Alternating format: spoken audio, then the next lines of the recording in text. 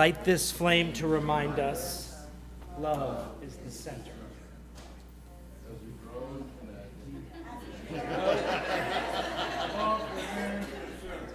All right, stop. Let's start again. Ready? Here we go. We light this flame to remind us love is the center. As we grow and connect, mature and deepen, love remains the center. When light of truth burns all else away, love remains. Let us greet this day in song. Our opening hymn is Spirit of Life, number 123 in the gray hymnal. The lyrics will be projected. Please rise in body or spirit as you are able.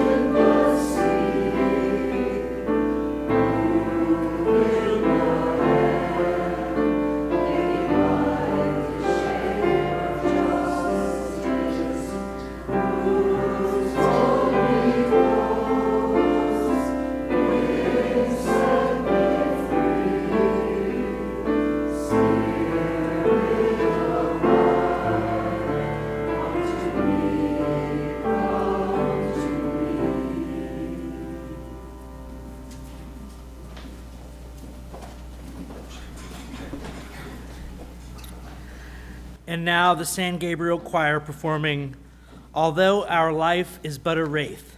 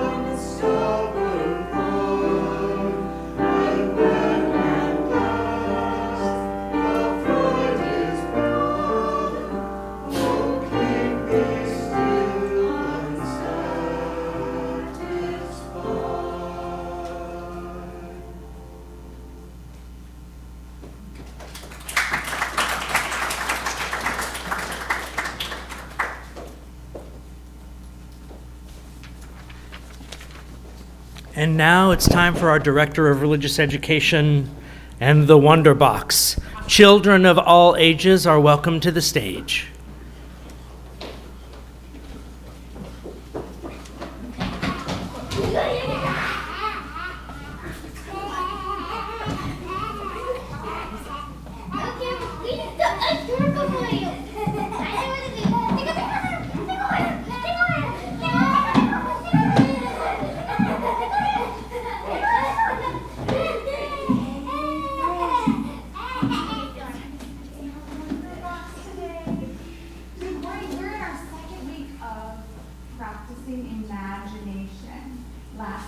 use the practice of imagination to have fun.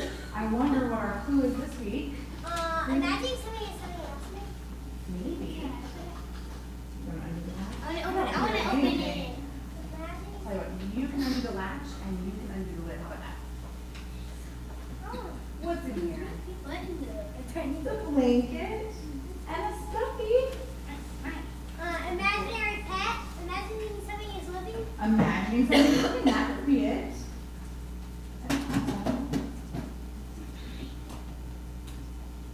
looks like our little friend is stuck under the blanket. Look, it's so scared. That's very helpful. Thank you. What if we can use our imagination to turn the blanket into something different to somehow help the stuffy? What can we do? How can we use our imaginations? Maybe I can imagine that this blanket is a pile of leaves. And boop, pops his head out of a pile of leaves. And save the leaves.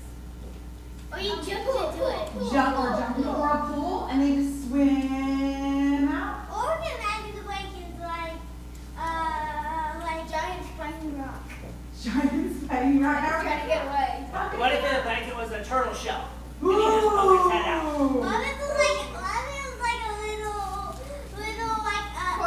like a little pet he could hide underneath? Okay, and then come out a bed blanket, all cozy. Look, we did it. We used our imagination in several ways to help the stuffy. Or it's keep it long as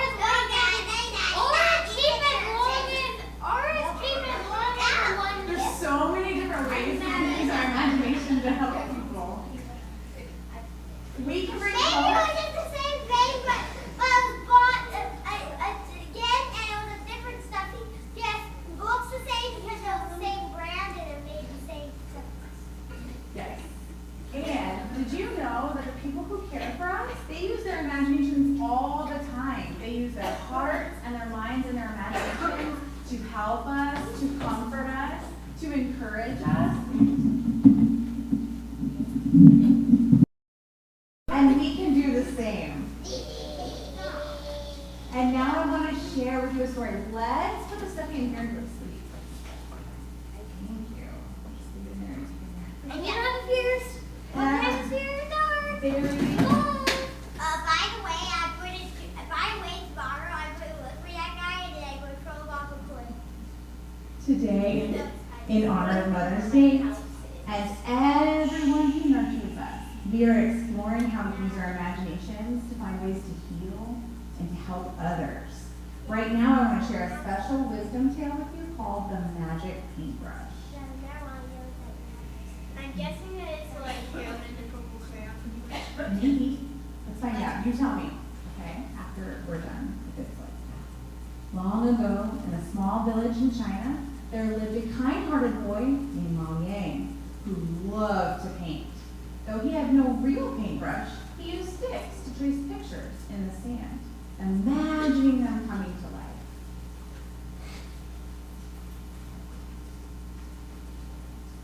One night, he dreamed of an old man who gave him a magical paintbrush and whispered, "Use this only to help those in need." When Mao Yang awoke, the paintbrush was beside him. Eager to test its power, he imagined and painted a bird, and it flew off the page. He imagined and painted a fish, and it leaped into the river, swimming away. Realizing his imagination was a gift, he got to work using the paintbrush to help those in need. He painted food for the hungry and tools for struggling farmers. He painted water for villagers suffering from drought. But soon word of the magic paintbrush reached a greedy emperor who demanded Mao Yang use it to make gold and riches.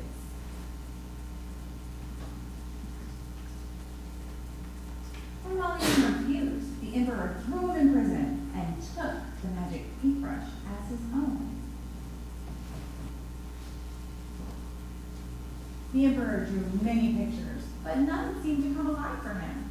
Furious because the paintbrush was not working, he summoned Mao Yang. "If you create some drawings for me and bring them to life, I will set you free, he said.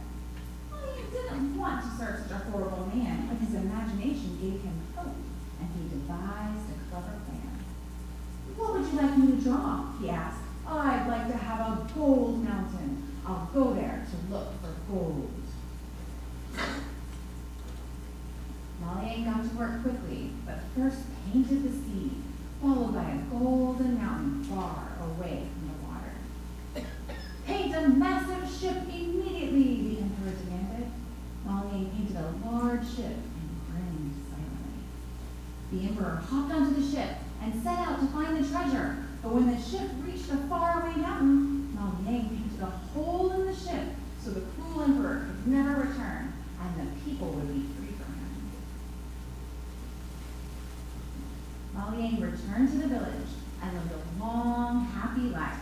He continued to use his imagination and the magic paintbrush to help others in need. This story reminds us of how we can use our imaginations as a tool to help people and offer them hope. Hey, look at our picture. Our imagination is like a magic paintbrush. We can use our imaginations to figure out ways to help people, just like Molly Yang. So let's commit to making an extra effort to notice people in need and pull out our magic paintbrushes to help. But for now, we can head to the little house to explore the I think I've gone back.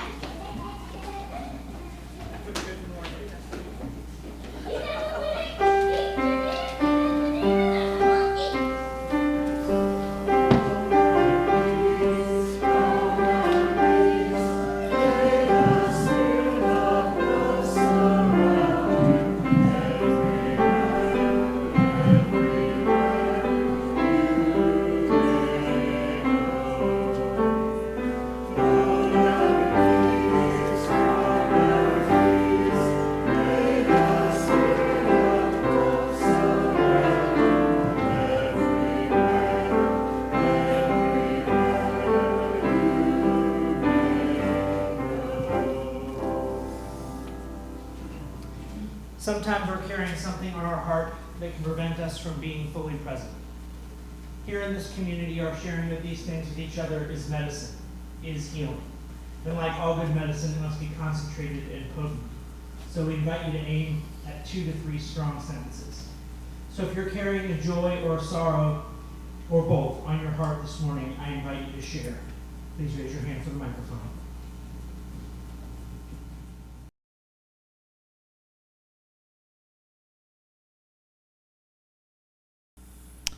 Now comes the difficult moment where I realize that I left my script on the other side of the room. We all come to these crossroads in life and then wonder, how shall I bridge this gap? And we get by with a little help from our friends.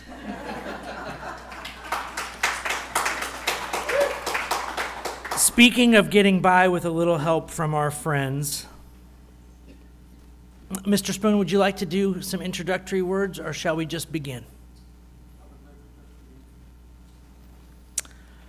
I invite you into a place of deeper stillness and reflection with this performance of My Mother's Letters, written by Izabel Sanchez, directed by Kenneth Witherspoon. Thank you.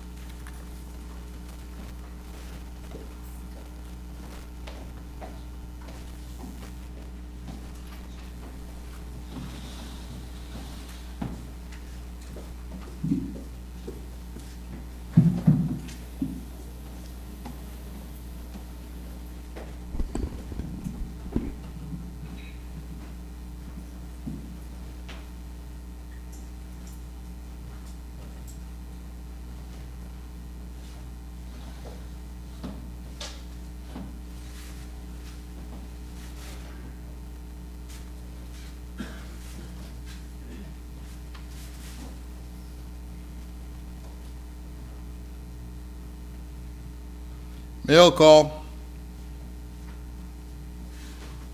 All right, away from the bars, ladies. You know how this works. Inmate 123456, happy birthday. They had to nuke your cake, but I wouldn't let them cut it. But I better not find any files in there. Inmate 34567. Hey, you got another grandbaby. Hey, you all got to stop going forth and multiplying.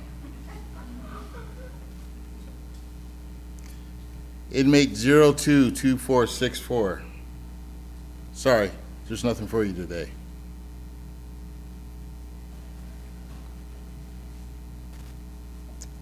Hey, if something comes, I'll bring it to you. Inmate 738946, mail call. Inmate 321589, mail call.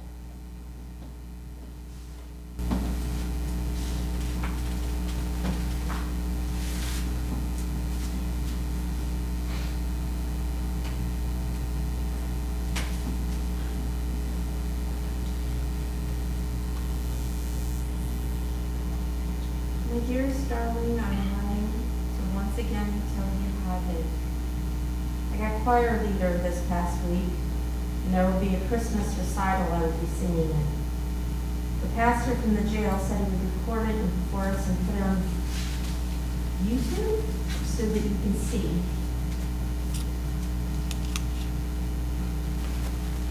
What's that? Okay, don't give me that. You know I'm nosy. Mail. Thank you, Captain Obvious. So she wrote you again? Do you ever think about writing her back? Listen, it's been 3 years and she keeps writing. I wish you'd write back. I want to know what you're doing. How's school going? Are there any boys yet? What about makeup? I never wore that stuff, but the girls here are all about it. I don't know. Well, maybe. Maybe? What? Sam? What am I supposed to tell her, huh? Dear Mom, I ate grapefruit for breakfast. Went to school, blah, blah, blah. It's same shit every day. Yeah, but Don't you think I miss her? Don't you think I get left out when people talk about my mom? And she has the nerve to ask me to write her, as if my letters are going to save her from this? I didn't put her there. It's not my fault. And what about me? Huh? All I get is a fucking letter every 2 weeks or so. but she's still your mom. She's still here, and she still loves you. Love you. Are you out of your mind? What am I supposed to roll around in the letters for her? No. How about I use them as Kleenex to dry my tears? And maybe my mom's not dead, but what's the difference when she's 3 years down and has 7 years and a day away? It's forever and a day away.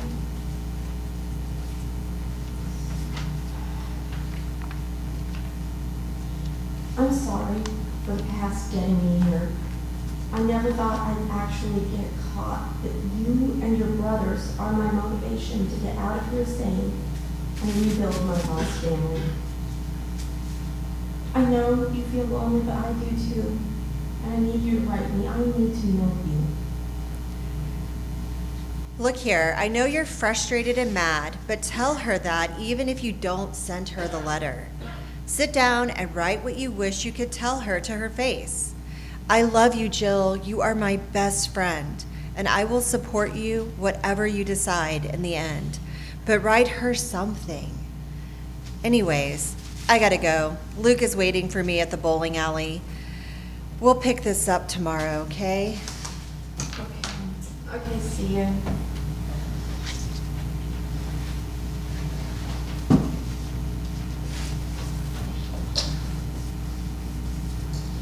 Hey, Mom. Well, this is weird. I'm actually writing you a letter. Not because you want me to, one because my best friend said so. She told me to tell you what I'd say if you were here, so here we go. I go to school. I have friends. I'm wearing a bra now. It's kind of weird. It's like underwear for your chest. Anyways, a friend had to buy me one because Grandma tries not to bring it up, but kids at school were making fun of me. They say things like, duh, don't you know you're supposed to wear a bra? What did your mom not teach you? Or is she a hippie and doesn't wear one? I get so mad. And not at them, at you. Because I don't know what I'm supposed to say. Because you didn't think to tell me things before they took you. Because I don't have a mom to blame because you're not here. And I hate you for it. I hate you for everything. For Mother's Day, for my birthday, for my brothers. I hate you. And you want me to write you how I am? I'm fucking pissed. You wrote you want to know me, but I'm sorry, but you can't. You're not here, and that is your fault. I don't want your stupid letters anymore. I don't want to know how your day is. I'm 15 years old now, and all I want is a mom. Signed, Jill, your only daughter. Love always, Kelly Higgs. Hey, freak, what you doing? How's the date? Total bozo. Anyway, that's not why I'm here. So, what's that? Looks like you do listen to me. Can we not? It's personal. Well, by the looks of the first 3 sentences, I already know that you're not going to send it to her. Sheesh. Yeah, I know, it's kind of harsh, huh? Are you kidding? It's pure genius. Harsh? Yes. Worth it? Totally. But mostly, it's just real. How come I didn't know this is how you really felt about her? It's not easy to hate someone. You don't hate your mom, Jill. You're frustrated. Plus, you only hate the situation. Look at this. This is what she's begging me for. This piece of paper with simple words. I just don't understand. Saying, where's the pleasure in this thing that will not last forever? It can be ruined and thrown away. I hate her letters. My letters. Because it's the reality of the situation. I can't call her when I need her. She can't hug me through the glass wall in the visitation center. I know she's guilty for what she did, but I don't think she knows. When they punished her, they punished me with her.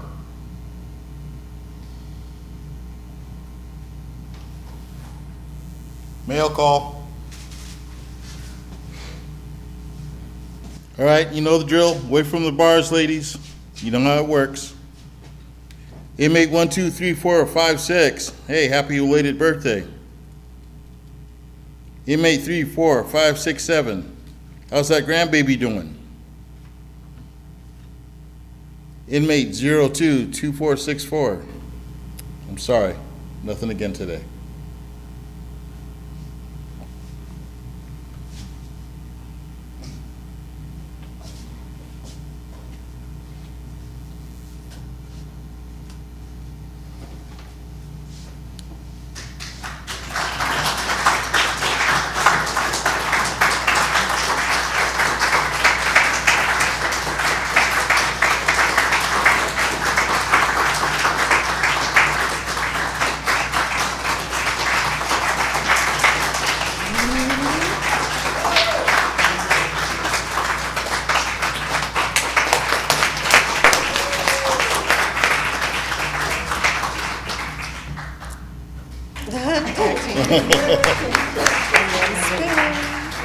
And this is fun.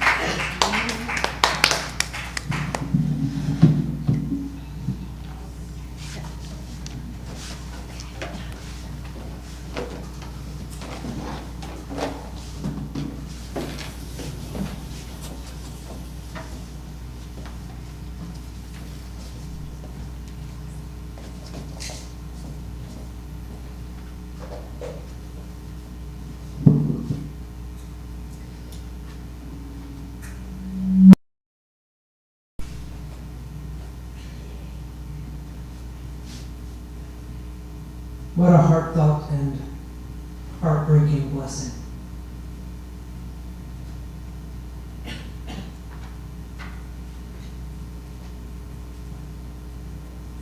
Brene Brown likes the term bittersweet.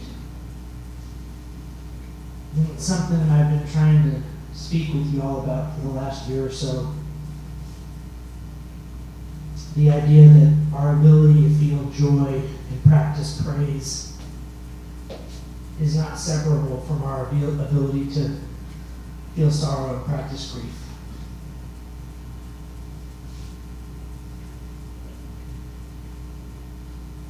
I've had an unexpected opportunity to practice myself this week.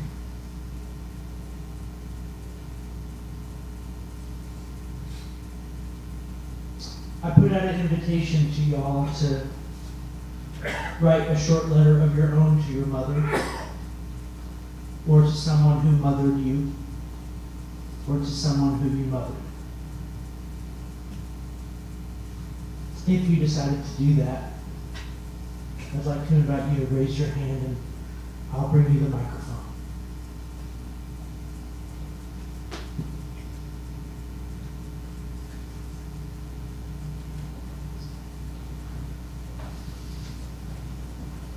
Dear Mom, I'm sorry that my birth when you were nearly 41 years of age caused you lots of pain because I weighed 9 pounds, 15 ounces, and your doctor, although you begged him, wouldn't do a cesarean.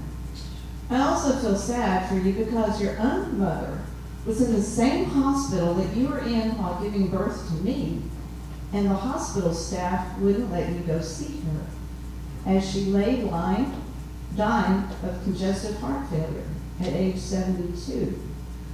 The fact that your mom died when I was only 3 days old makes me feel sad for you and me because you lost your mother and I lost a grandmother. You could never really know. I'm glad that you were able to go to your mother's funeral with my dad and my big sister by leaving me with one of your dear girlfriends during the funeral. I was shocked when my older sister years later told me that you thought that I had been born with Down syndrome, as my older brother, who had died way before I was born, had and died from mumps when he was only 4 years old. You learned at my 2-week checkup, however, with the pediatrician, that I did not have Down syndrome. Wow, what a revelation for you, I suspect. Happy Mother's Day.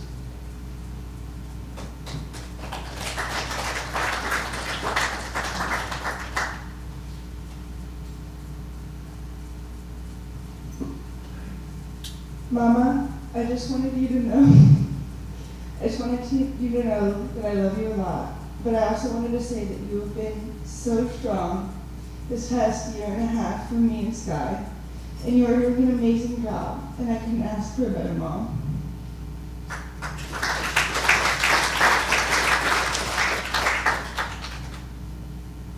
Dear Mom, I miss you so much, especially this day every year. I could say it's because you're no longer with me because you died in 1990. But in a way, that's not exactly true because you were, in a sense, always with me. And I think of you often. When I do, I want to thank you for giving me life, for teaching me to read as soon as I could, to encourage me to read literature, history, and books about science instead of silly child comic books, for taking me with you on some of your business trips when I could sit quietly and read and take it all in, for learning to politely greet and introduce myself to adults and respond with respect to them. Thank you also for forgiving me when at age 3 I dropped a surprise gift of a garden snake in her lap as she sat on the desk and flew off with knocking her typewriter over. Thank you for helping me and teaching me to treat all people especially in the southwest part of our country where we spent part of the year with respect, where they were peoples of different color and different languages, such as Spanish and Native American. Finally, thank you for helping me and my sister overcome the grief of the loss all too early of our father at age 57, who was your deepest love, and to somehow make us able to continue life with him as we have to continue life now without you. God bless you always, Mother, and I do miss you every day.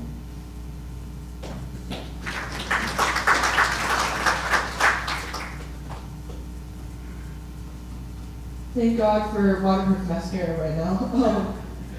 Thank you, Mom, for supporting me through everything that I want to accomplish. And even though you get mad at me sometimes, I still love you. I'm sorry for being loud and disrespecting you sometimes and getting into arguments. And I'm sorry that I don't always do what you ask me to do. And I'm sorry that I'm too big and my personality is too loud, but I get it from you. And thank you for teaching me to love myself and be whoever I want to be. And I hope I get to grow old with you and you get to see all of the things that I accomplish in the future.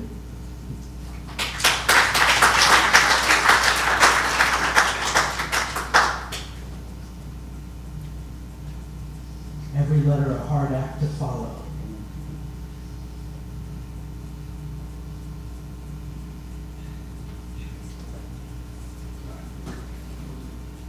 Yes. Our administrator remotely, John Faber, has wanted to participate today, so if you'll watch the screen, there'll be a video of John reading his letter. Dear Schwester, thank you for teaching me selflessness when you stepped in as a motherly figure in our mother's many absences and failures.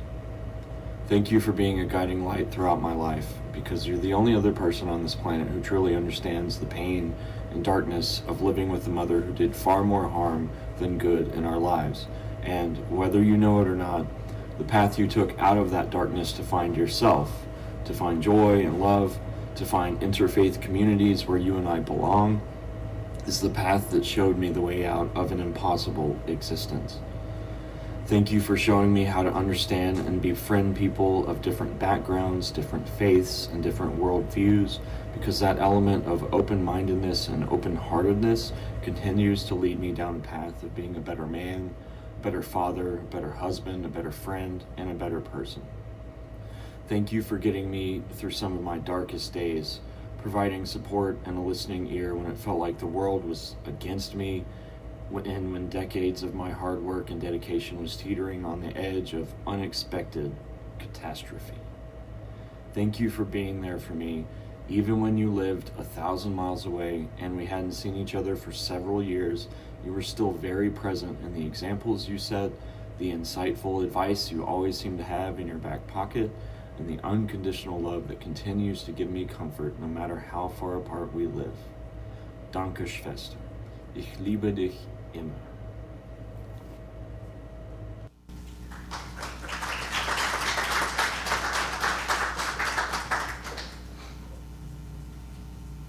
Anyone else want to share? Even if you didn't do your homework and write it down, but something's on your heart right now, you have permission to raise your hand. Oh, there we go. There are my fellow procrastinators. My 3x5 card's also unfinished. To my great-grandmother.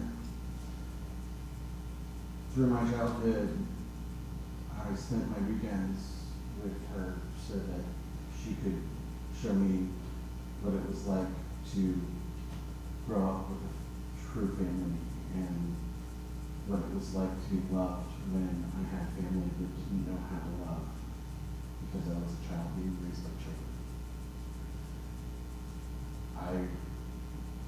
The woman who looked at my parents and said, "This boy is special and you need to treat him as such." The woman who told me that I was going to touch the world in a special way. she is the reason that I am the man I am today. And every day that I do something new, I do something special, I do something that even I amaze myself with, I remember that her in every way. And to her, every day I remember and I love her.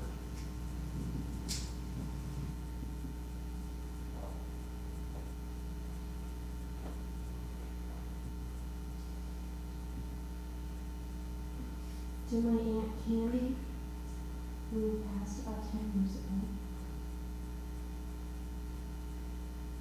She was the only woman in my life who I could look up to who was physically disabled, visually disabled. And she was tough on me, tougher than her own kids. She would say it was because I was the oldest. I think looking back now that I understand where she was coming from, because she got the same tough love that my grandpa took away from her chair, so she could retain the use of her legs in partial paralysis. I'm so grateful to her.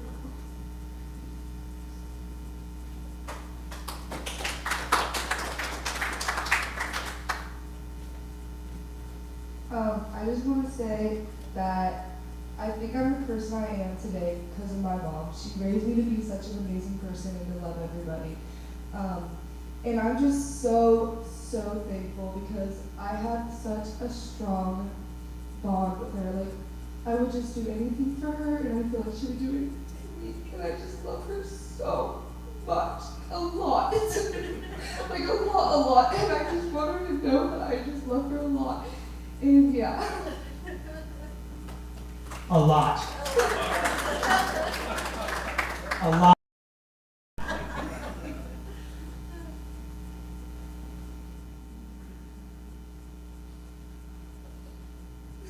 I'm just glad to be a mother.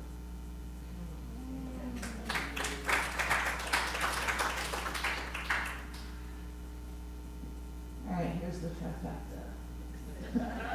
Mine's more of a statement than a letter, but I come from a long line of strong, perseverant mothers and grandmothers who love fiercely and unconditionally, frankly, a bunch of badasses. That's me.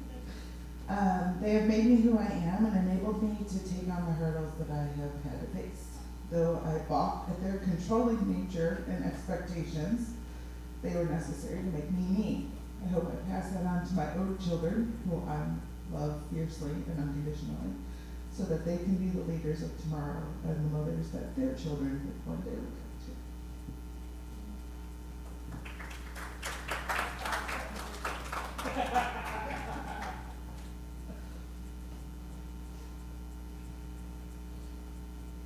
I'm Roxanne. I feel like I have to say something because my mother's, I think it was 85th birthday was 2 days ago, but she passed a while ago. She was an incredible woman. She had me when she was 18, all of 3 weeks. She had to quit high school, but she later on was president of a company and then a instructor at a technical college. I mean, the woman was, she taught me how to be independent and strong.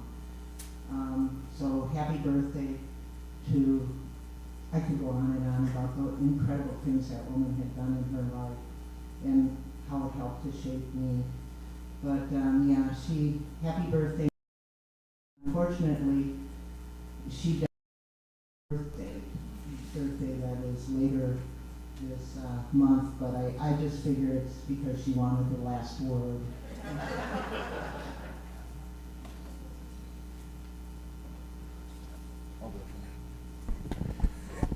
So I'm not going to do it in letter form, but I did want to say my mom had two sisters before me who passed before I was born. She had me because there were some issues, and so they had to put her on birth control pills while she was pregnant with me, so she didn't reject me. Later on, maybe 4 years later, and we believe from my father's indiscretions, although otherwise he was a pretty good man, my brother was born, and this woman took him in.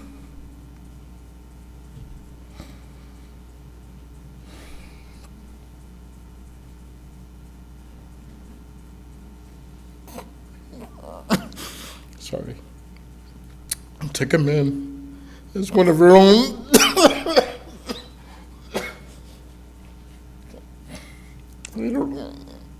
Later on, my father passed.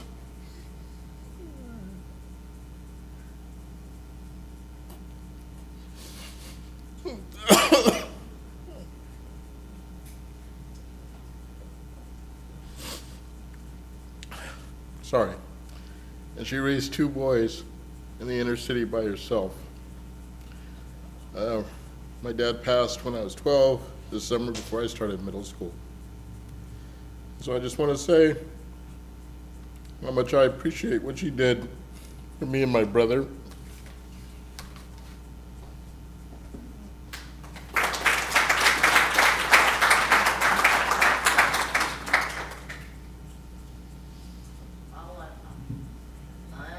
All my friends here, I have a joke. So, Joey, and so mine's funny to lighten the mood a little bit. So right before my mother died 14 years ago, and of course I miss her tremendously, and she raised me on Richard Pryor and Red Fox, Custom lot. So when I got to the post office, I was comfortable with everybody else there. So I have to watch what I say around here. It's hard, it's a stretch. Anyway, so before she died, I sent her a card in the mail, and it had a house on it, and on it said, it was a house with smoke coming out, cottage, and it said, it had the words, "I hate you," and like, "You're so," and then you open a card and it says, "I miss our fireside chats." But what I did do was I mailed it to her, like I said, but I filled it with every expletive. And so she told me when she opened it up, and I had pretty bad ones, she laughed. She found it funny. And she said, "Oh, Joey." Anyway, that's my story. Happy Mother's Day, Mother.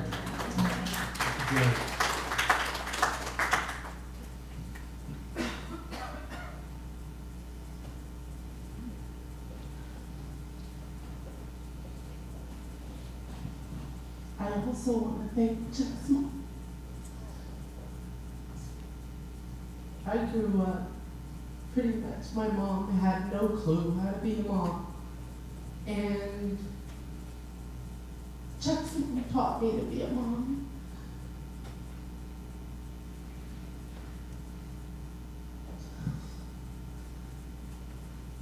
And the people here taught me to be a mom. I've been taught from everywhere. And my mom tried. She was 17. She had my brother when she was 15. And she didn't know how to be a mom. And so while she went to work, I took care of the kids. And so I've been, luckily, thrown it in that position and ran with it. But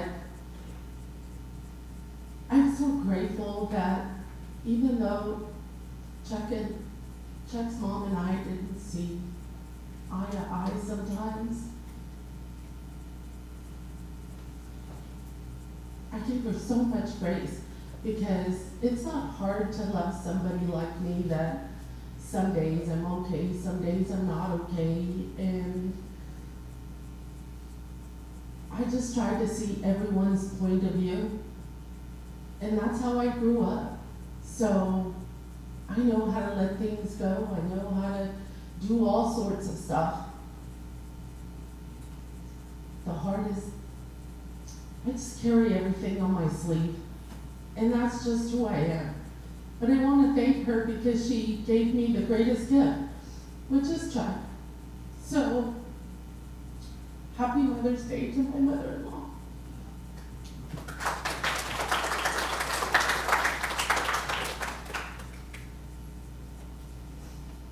There might be no greater gift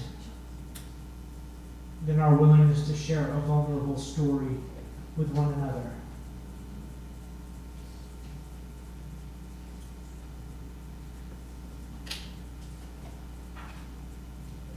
There were 3 women in my life who, to use the verb form of the word, mothered me the most. And the last one left alive died this past week.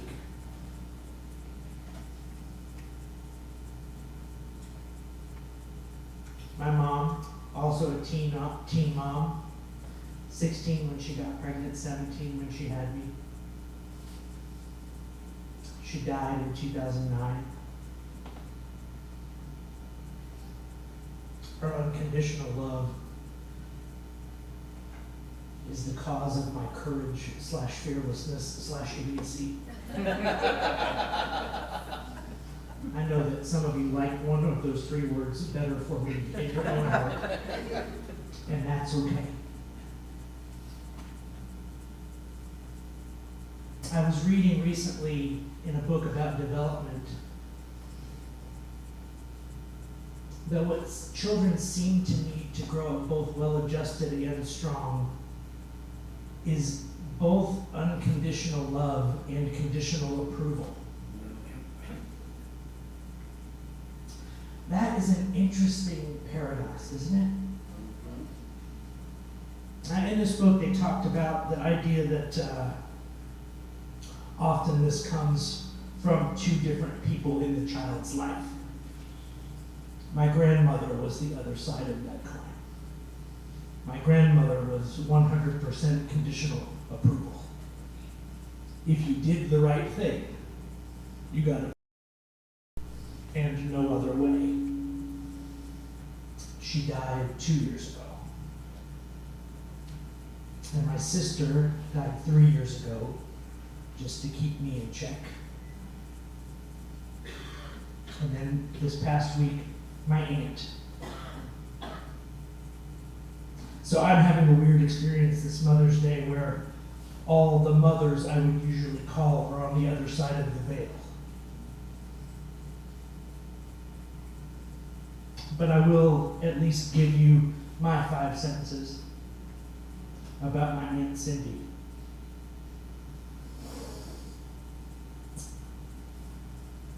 Although it's a little salty for church, you should know probably 30 years she signed every card or letter or email that she wrote me, ho.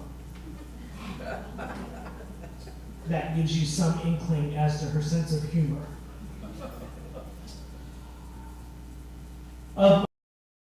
She was the one who tried to be cool and wanted to be friends.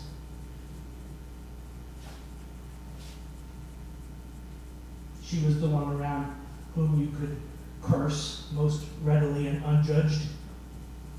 She was the one who taught me to play cards and billiards. When she worked at a bartender, she would pool shark on the side for extra money.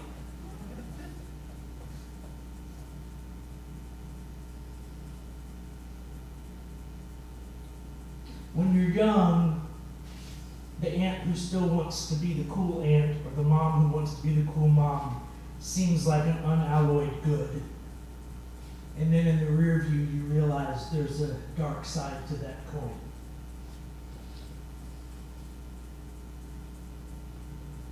The bright side of the coin is that you learn that it is possible to get older without becoming stodgy. That it's possible to get older and retain your joie de vivre, your willingness to show up and be innovative and fresh and just enjoy life. And then the dark side. There are some parts of us that need to grow up. not to take ourselves too seriously, but to face our demons and grow through them and past them. And when we don't show up to that work, the joy-loving becomes thrill-seeking. And thrill-seeking often leads to addiction.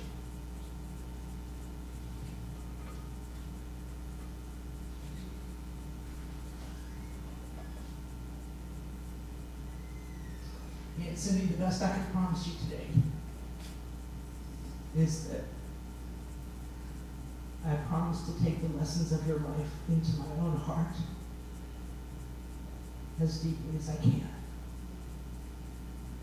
You are missed already, and I love you.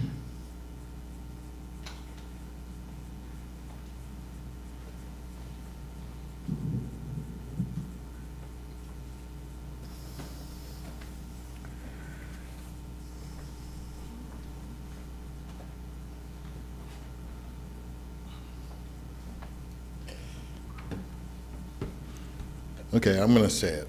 Next week, it better be a more uplifting, happy sermon.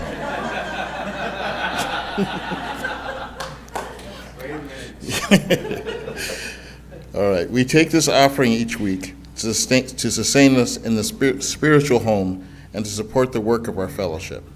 If you're visiting, we invite you to fill out a visitor's card, which you can put in the plate or return to the visitor's table in the back.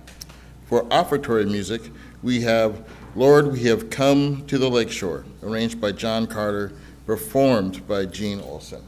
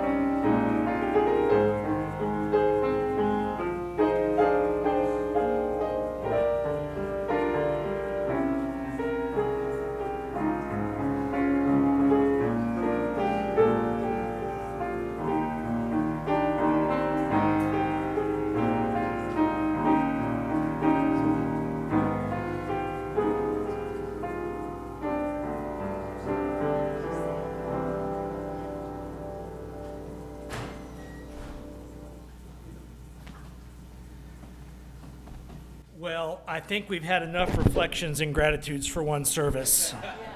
So we're going to move on. I'm going to do the announcements, and then we'll do our last hymn.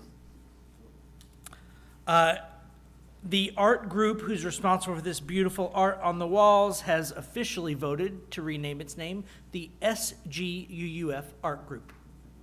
If you're interested in the art group, please see Carolyn. Carolyn, raise your hand. Woohoo, Carolyn.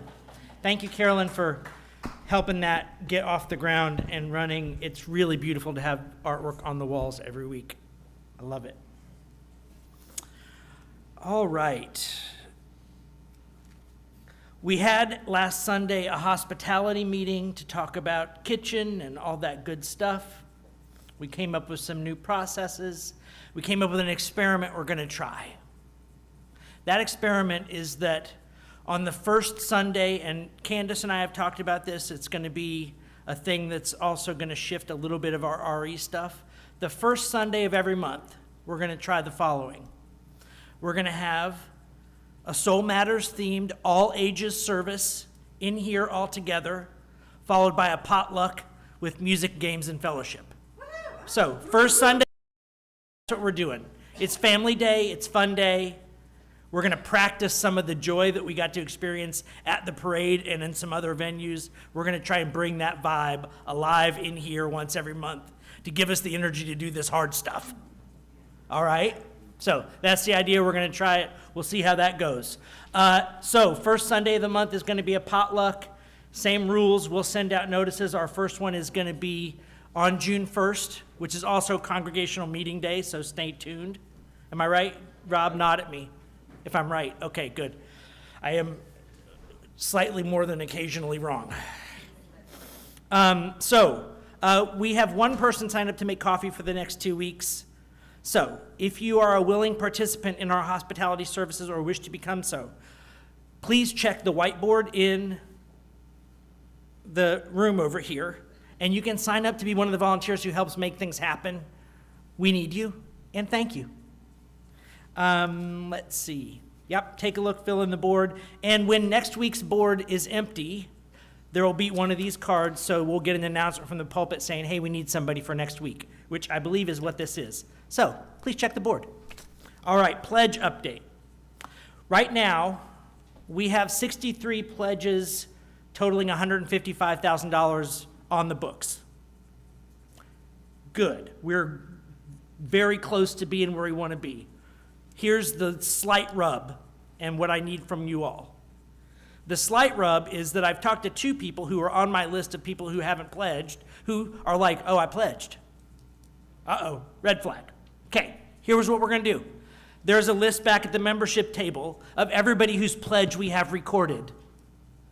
Even if you think you have pledged and feel certain that you have, please go check and make sure your name is on that list.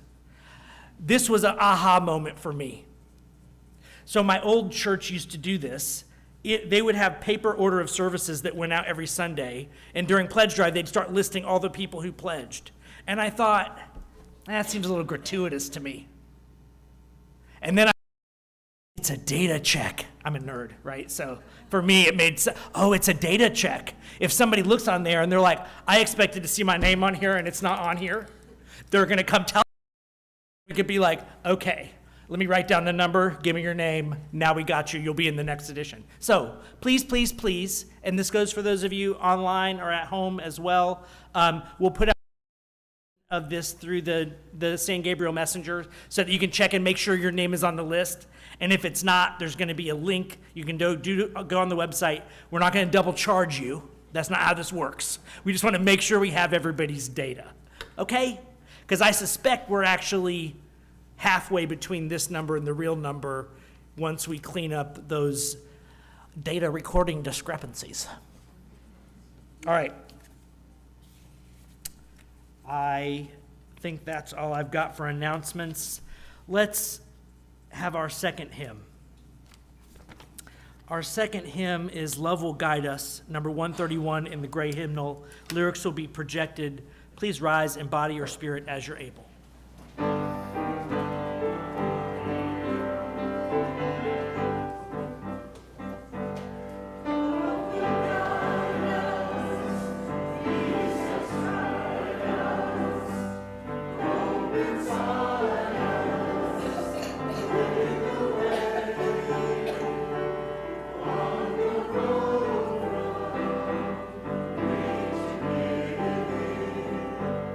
Love will guide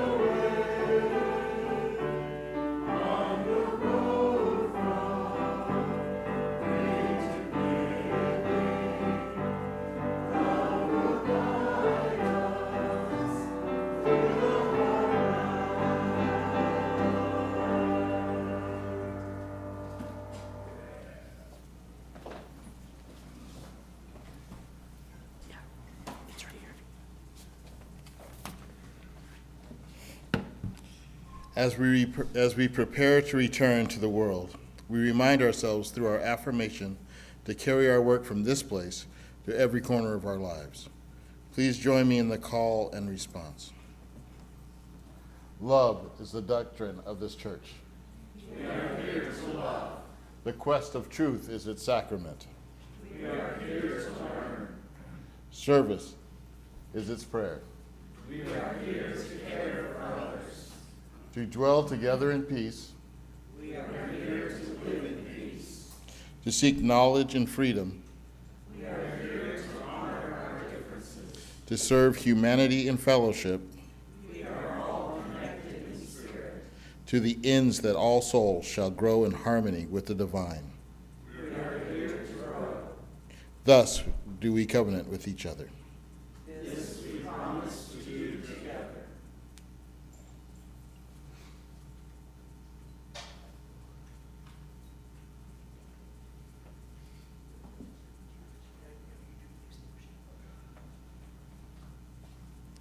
Okay. Please join me in reciting the words to extinguish the chalice. We extinguish this flame behind us. Love is the center. As we explore and rest, engage and heal, love remains the center. When all we can see is cold ashes, love remains.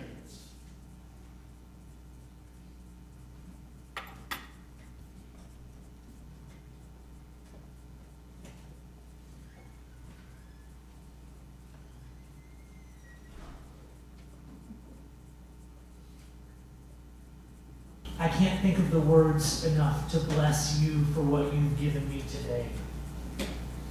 So let me just put words on the blessing you have given me. Early in my days in this pulpit, I said that what I wanted was a congregation brave enough to cry together.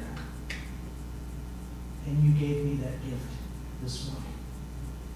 Blessings be upon you. Blessings be upon us all.